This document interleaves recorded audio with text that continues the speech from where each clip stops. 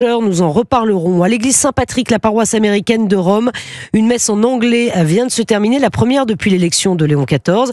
Wilfried de Villers, vous êtes sur place pour Europe 1. Comment est-ce que réagissent les catholiques américains à cette élection du pape ?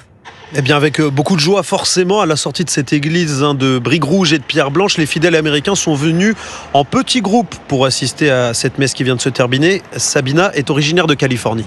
Nous sommes fiers, bien sûr, que notre nouveau pape soit américain.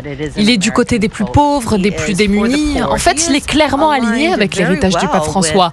Donc je suis impatiente de voir ses premières actions.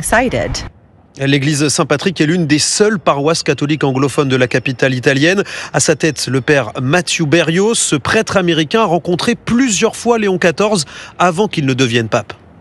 J'ai été vraiment impressionné par sa sensibilité, par son humilité et sa chaleur humaine. Il a une profonde spiritualité et un incroyable talent d'administrateur, ce qui, à mon avis, pourrait être l'une des raisons pour lesquelles il a été élu.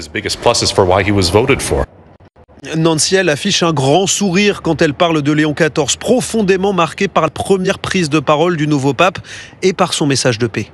Je pense qu'il n'aurait pas pu choisir de mots plus forts pour sa première prise de parole publique. En tant qu'Américaine, j'ai l'impression que c'est une étincelle d'espoir pour les États-Unis. Je me sens tellement fière. Et Nancy compte bien assister à la messe d'inauguration du pontificat prévue dimanche 18 mai. Wilfried de Villers pour Europe 1 depuis Rome.